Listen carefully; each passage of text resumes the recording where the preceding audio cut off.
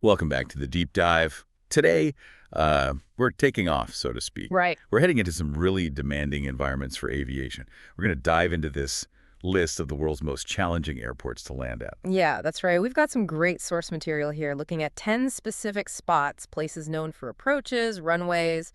Well, they're pretty legendary among pilots. Legendary for pushing the limits, it sounds like. Limits of skill, tech, and maybe just nerve. Definitely nerve. So our mission today is to unpack this list you've got, figure out exactly why these places are such unique challenges, and pull out some of those fascinating details. Yeah, go beyond just it's difficult. Exactly. Not just it's hard. Why? We're talking short runways, mountains, ice, wind, even buildings getting in the way. Oh, yeah. And some really surprising stuff, too, like landing with night vision in Antarctica or runways built out over the ocean. It's this amazing mix of geography, engineering, and sheer pilot skill. Okay, let's get into it then. Point by point. First up on the list. This one holds a pretty intimidating record.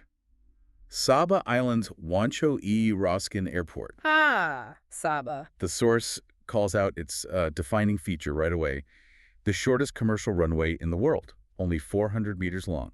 400 meters. Yeah, just think about that for a second. It's tiny. It's incredibly short. I mean, big jets, they need maybe 10 times that, sometimes more. Wow. So this isn't for your usual Boeing or Airbus. It's Oh. on this small Dutch Caribbean island, basically carved into a cliff. Carved into a cliff. Pretty much. The source really flags it as one of the most technically demanding commercial runways anywhere. For pilots, it's not just stopping in time. No, I guess not. You need specific planes, still aircraft, short takeoff and landing. It often means a super steep approach, managing your energy perfectly right down to the touchdown. There's like zero margin for error. Zero margin on a cliffside runway. Okay. That sets a high bar immediately. So from that tiny island, let's go to the literal roof of the world.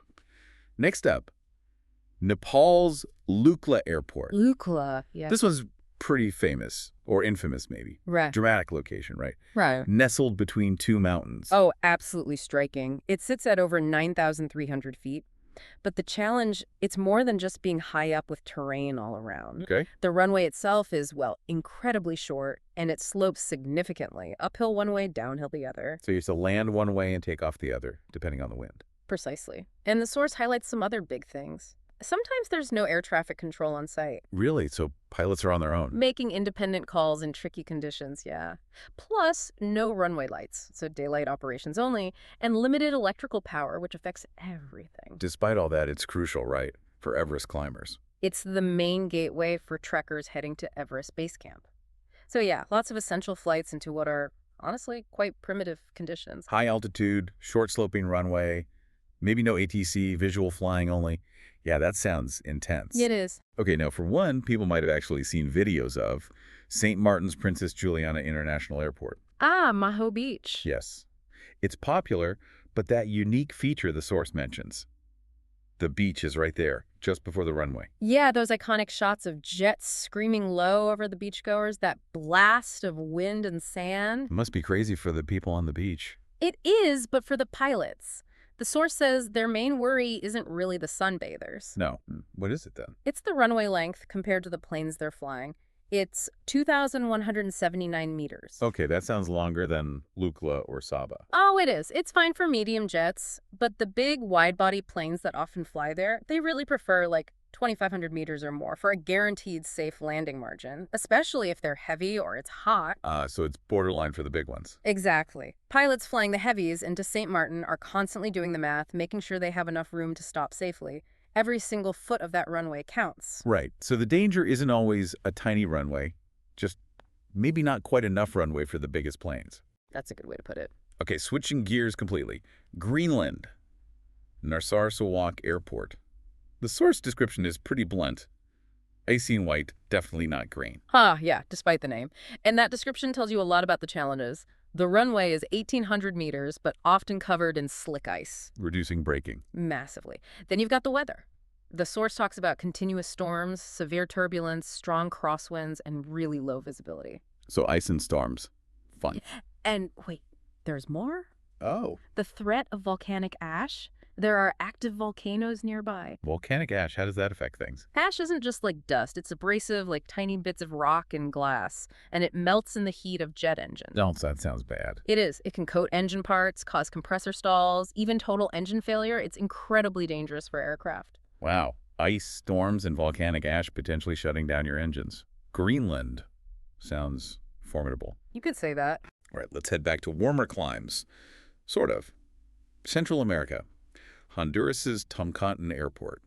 The source mentions spectacular mountain surroundings, but also challenging ones. Yeah, those mountains really dictate the approach. It's in a valley about 1,000 meters above sea level. Okay. And the standard way in requires this complex visual pattern. You basically have to make a sharp turn, the source says, about 45 degrees. 25 degrees, just before landing. Yeah, pretty much, to line up with the runway after navigating the terrain. And it's a fairly rapid descent into the valley. I bet passengers feel that. Oh, yeah. That's what causes that stomach in your throat feeling, the eardrums popping. Plus, the source notes constant wind issues. And wind too. Often requires significant last-minute adjustments right before touching down. So a steep, tight turn, quick drop, plus gusty winds. Okay. Got it. Keeps pilots on their toes. I bet. Now let's go to the extreme cold. Antarctica. McMurdo Air Station. Source point to the obvious. Usually below freezing. Way below freezing, yeah. That impacts everything. The plane, the equipment, the people on the ground. But what's the unique landing challenge the source highlights? Well, besides the ice, it's the darkness. During the polar winter, it's dark 24/7. Right. So how do they land? Pilots often land using night vision goggles, NVG. Seriously. Landing a big plane on ice using night vision. Yeah. Imagine trying to judge your height and speed looking through that green glow, maybe in whiteout conditions on a long, icy runway. It's a completely different skill set. Yeah. Way more reliant on instruments than usual visual cues. Night vision landings on ice. Okay, that's definitely one I hadn't thought of. Wild. It really is. Let's warm up just a bit.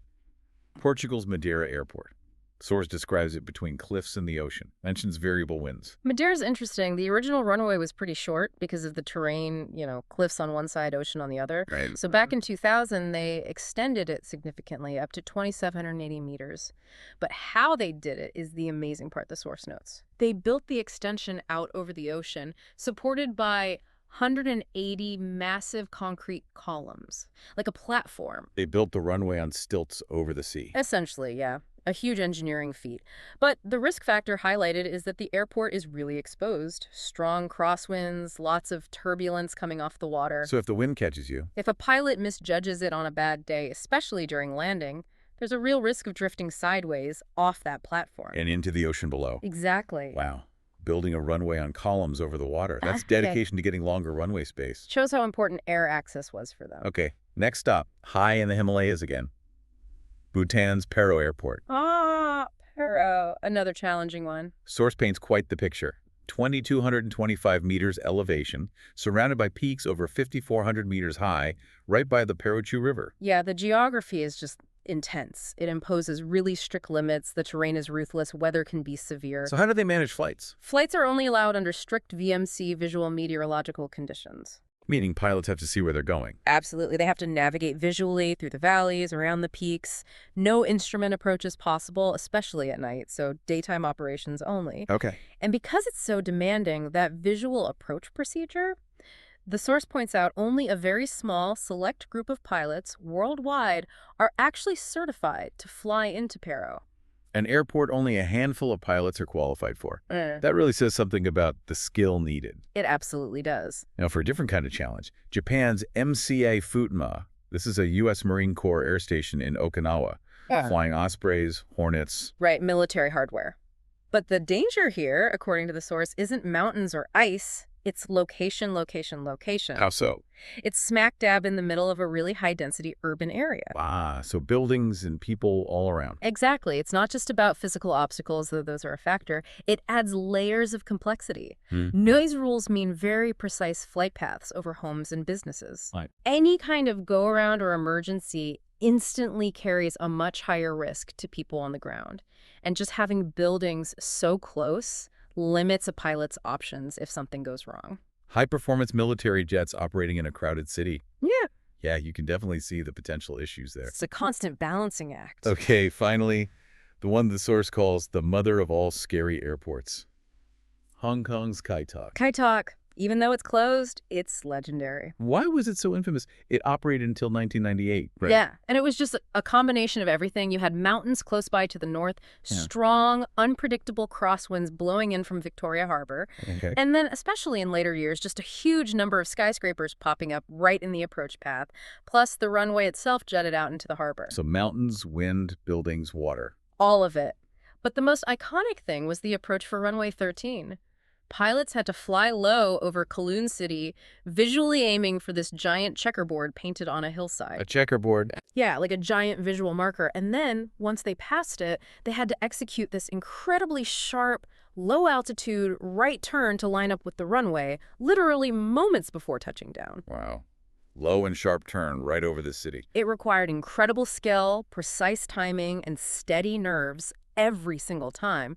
The fact that they closed it and built the new airport further out on reclaimed land, well, that tells you just how challenging Kai Tak really was. What an incredible rundown of these places. Each one just presents such a unique, almost unbelievable challenge. It really does. From Saba's tiny runway to night vision in Antarctica, those mountain valleys in Honduras or Bhutan, that Kai Tak turn, it really highlights the extremes, doesn't it? Yeah, the extremes that pilots and engineers have to deal with, it just underscores the constant ingenuity in aviation, finding ways to overcome these massive natural obstacles. Whether it's building runways on stilts like Madeira, Or the intense, specialized pilot training you need for places like Paro or, back in the day, Kai Tak. It's a constant reminder of the human effort involved in just connecting places. absolutely. It definitely makes you appreciate the complexity behind it all next time you're just sitting back on a standard flight somewhere. And it makes you think, too, when you see the engineering lengths they went to for Madeira or the problems caused by just being near a city like at Futenma or Old Kai Tak, Yeah. it really makes you wonder what other hidden complexities or, fascinating challenges might be lurking in the seemingly normal parts of our travel infrastructure that we just never even consider.